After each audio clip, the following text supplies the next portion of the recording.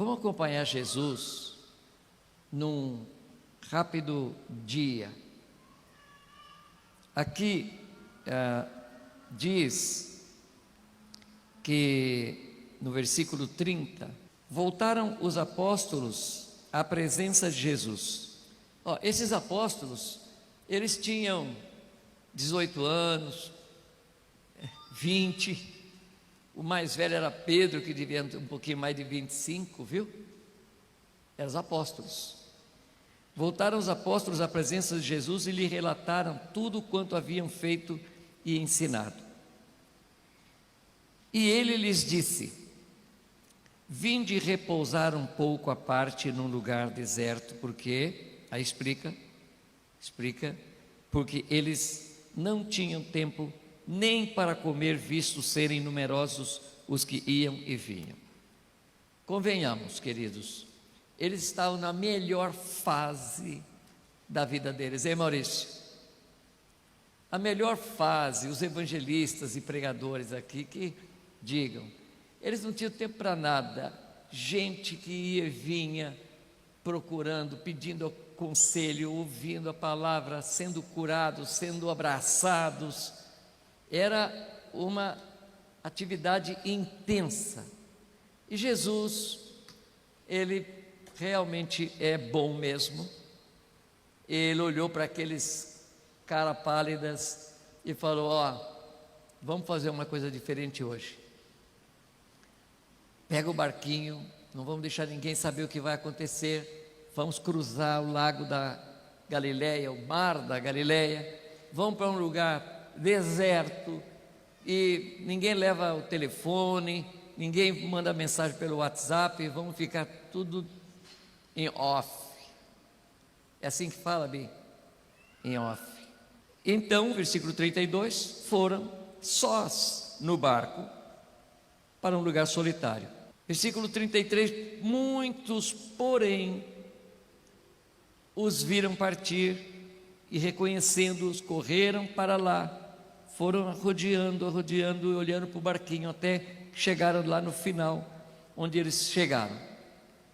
Ao desembarcar no 34, Jesus viu uma grande multidão e compadeceu-se deles, porque eram como ovelhas que não têm pastor. Eu vou confessar aqui que se eu fosse um membro da equipe, se eu fosse um daqueles apóstolos que estava sem tempo para comer, atendendo aquelas pessoas, e Jesus se referisse assim àquelas pessoas, são ovelhas que não têm pastor, eu ia me sentir ofendido.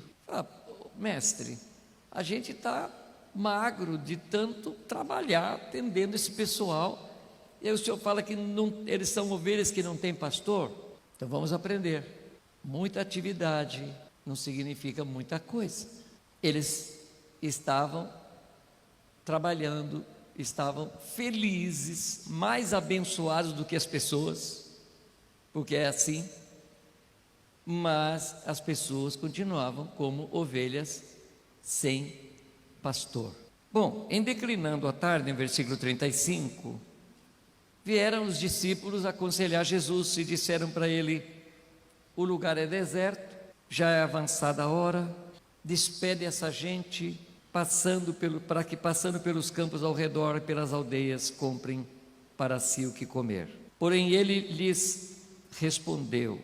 Eu quero dizer para vocês que eu medito nesse texto aqui com muita frequência. Eu prego, eu falo sobre isso aqui há muitos anos. E eu sempre estou aqui querendo que renove em mim aquilo que Jesus está fazendo aqui. Então eles têm olhos humanos, olharam e viram: a situação é complicada, já é tarde, as pessoas não têm comida, aqui por aí não tem McDonald's por aí, porém Jesus surpreende eles com a resposta que sempre para nós é muito forte. Jesus fala: dai-lhes vós mesmos de comer. Aí é uma perguntinha: vocês acham que essas pessoas foram correndo para lá porque elas achavam que ia ter comida lá? Que pão elas esperavam encontrar lá? O pão da vida.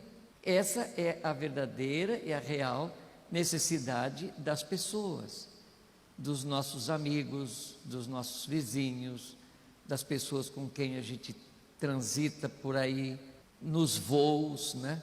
Elas estão carentes do pão da vida. E eu acho que aqui a observação dos discípulos provavelmente era um Pedro como eu, que tomou a frente para abrir os olhos do mestre para a necessidade daquelas pessoas, mas Jesus estava vendo outra necessidade. Eles estavam necessitados do pão, o pão vivo que desceu do céu. Então Jesus, quando fala para eles: vocês mesmos alimentem essa gente, Jesus também não estava colocando em primeiro lugar o pão da padaria comum, porque Jesus é o que veio da padaria, né? Casa de pão, onde Jesus nasceu. Ele, então, quando ele faz essa fala, eles até falam: para aí, mas nós vamos comprar 200 denários de pães, 200 salários de pães, 200 salários, 200 mil reais de pães, vamos deixar por menos, vai? Era muita gente. E então Jesus fala com eles, e eu espero que Jesus esteja falando com você, fale com você nesse texto, como ele tem falado comigo. Jesus pergunta para eles: o que é que vocês têm? Eu gosto de dizer que Jesus pergunta para eles: qual é o potencial de vocês? Então, nós já sabemos que há uma multidão, que Jesus já falou que são como ovelhas que não têm pastor, e todos eles viram que elas corriam risco de fome. E nós sabemos que Jesus sempre se preocupou muito mais com o pão vivo que as pessoas precisam. Por isso, ele veio para isso. Jesus curou, Jesus ressuscitou mortos, mas ele não veio para isso. Ele fez isso porque são sinais do seu poder, são sinais do reino de Deus chegando e rompendo com as ligaduras, com a prisão em que a humanidade está vivendo. Mas ele veio em primeiro lugar para ser o pão que dá a vida, e as pessoas estavam ali precisando, era exatamente desse pão. E Jesus pergunta: vocês não têm nada? Ninguém ia dizer para ele: não temos nada. Não é possível, vocês até estão chamados de apóstolos. E a resposta foi assim: nós temos 5 pães, nós temos pães e peixes, e tanto o pão quanto o peixe são figuras de Jesus. Jesus partiu o pão com eles, e quando partiu o pão, se deu a conhecer a eles. Jesus partiu o peixe também. E então Jesus ordena, aqui na paz, ordena no sentido de organiza, e diz: sentem-se, manda eles sentarem e tragam o que vocês têm. Você já deve ter me ouvido dizer que eu não acredito que Jesus ficou orando meia hora até o monte de pão crescer o suficiente para eles levarem para no mínimo 12 mil pessoas, porque de 5 mil homens, e eu estou falando aqui para esses 5 mil homens, porque está faltando homem no reino, homens com postura dentro do plano e do desenho de Deus. Quando a Bíblia não fala da mulher, não é machista, porque com certeza tinha mais mulheres e crianças, era um grupo maior do que o grupo de homens. Mas é o homem que foi colocado na frente. Se for para tomar paulada, é ele. Se for para ser honrado, é ele também. Mas é ele que tem que se arriscar, é ele que tem que se levantar, é ele que tem que se apresentar. Então, Jesus mexe com eles, porque falando, mas não é possível que vocês estão no zero. O potencial de vocês é zero? Como você potencializa zero? Mas eles disseram, não é zero. Considerando o número de pessoas, próximo de 12 mil, o que nós temos é suficiente para 12. Então, nós temos 0,001. É isso, Maurício? Os matemáticos aí? Se é 1 para 1000, 0,001. É suficiente para Deus potencializar e tornar uma potência de amor e de graça? É ou não? É, queridos. Amém? É suficiente, 0,001 é suficiente para Jesus potencializar e tornar isso suficiente para 1000? É ou não? Aê! Não acredito, eu pensei que você estava no zero. Olha, a Bíblia até fala, lá no Antigo Testamento, 1 será por 1000. Amém? Amém, queridos?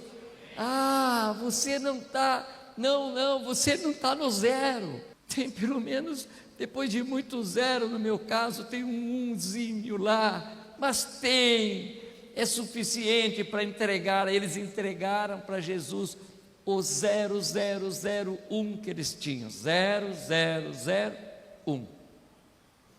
Eles entregaram para Jesus. Jesus não orou meia hora, porque estava tarde. Todo mundo estava preocupado com o relógio. Jesus tomou e deu graças, como você faz na mesa em casa, né? Você faz isso em casa. Pai, obrigado por este pão, que a tua graça supre para nós. Amém. Jesus devolveu para eles, partiu e devolveu para os 12, pedacinho de peixe e um pedacinho de pão. Lá na África, em Guiné-Bissau, tanta pobreza, e eu comi com eles. Era um prato grandão assim de arroz e umas pedacinhos de peixe por cima, porque não tinha para todos. Então aquele peixe cozido num molho e derramado em cima daquele arroz, suficiente para todos. Então Jesus devolve para eles potencializado.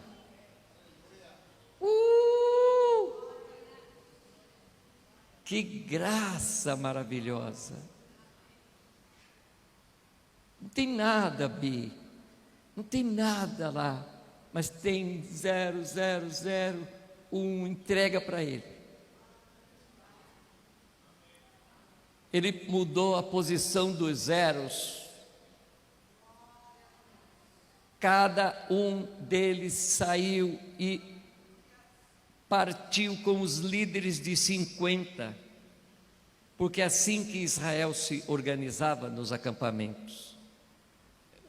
Um líder de 50 que era líder de 100, na verdade, para 2 grupos, e cada um pegou aquele pão potencializado com aquele peixe e partiu com seus subordinados, que partiu com os outros, que partiu com os outros, e em 15 minutos Todos estavam comendo no acampamento. Todos quietinhos, sentados, comendo. E daí os apóstolos tiveram que cuidar de recolher o que sobrou. E sabe o que sobrou?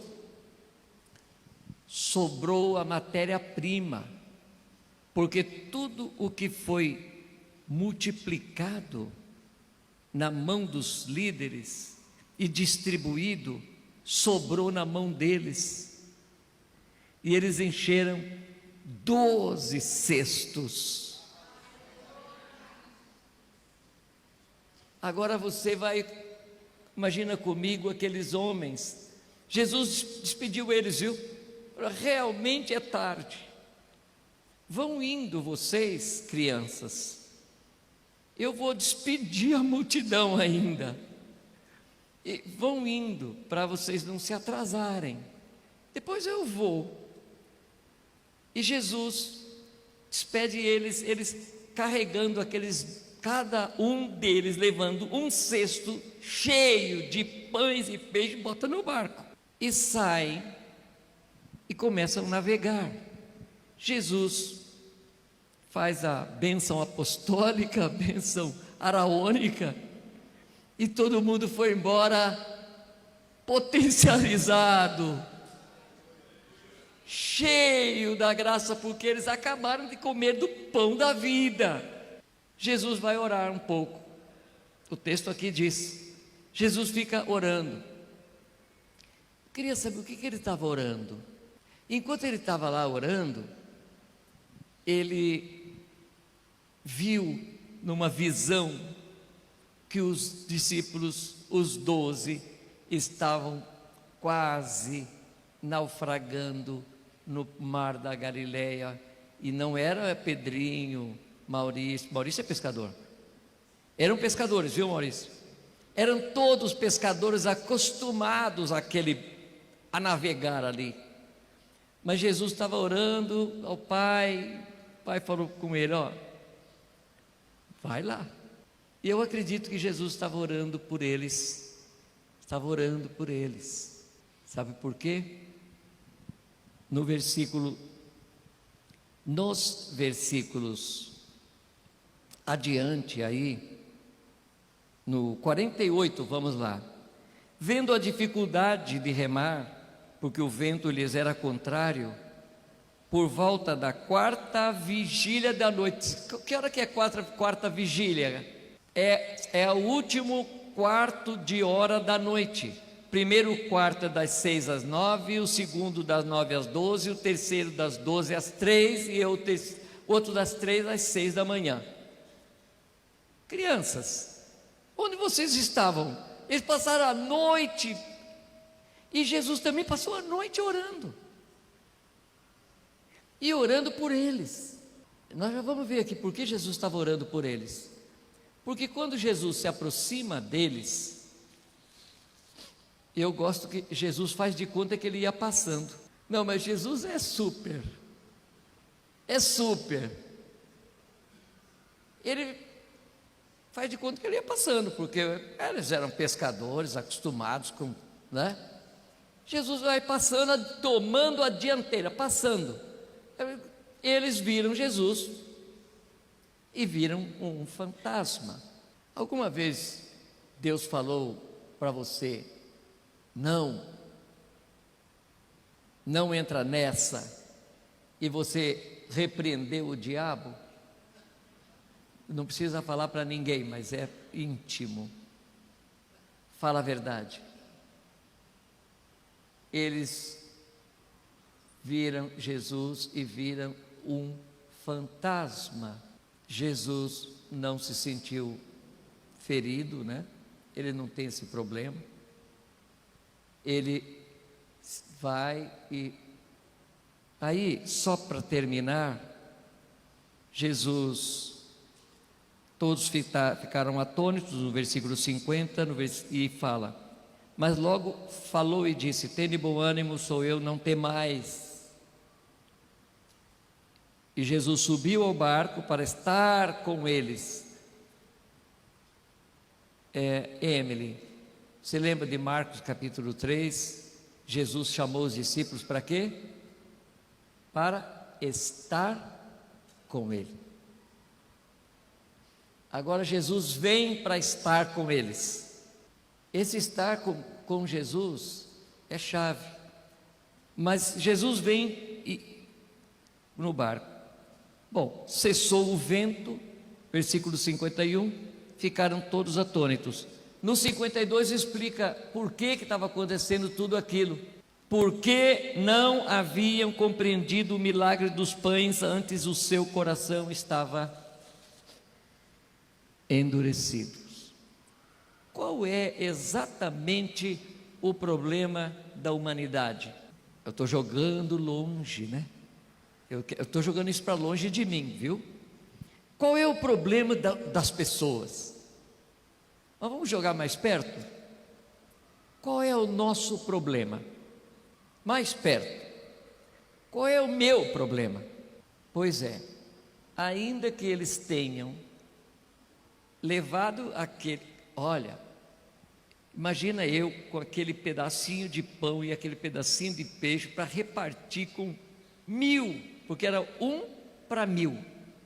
Tinham 1000 para cada apóstolo, eram 12.000 pessoas, 1000 para cada um deles. O que aconteceu comigo nessa hora que eu comecei a andar com aquele pão e aquele peixe? O que aconteceu comigo? Fala aí. O que eu falei para mim mesmo? Não vai dar. Ah, não vai dar. Aí quebrei o pão, eu parti o pão com 2 homens, que foram e partiram com mais 10, e de repente deu para todos. E eu enchi um cesto cheio, eu botei nas costas e botei no barco. Agora estava lá no barco, aquele cesto cheio de alimento. E eu ainda continuei endurecido, falar, não é possível isso.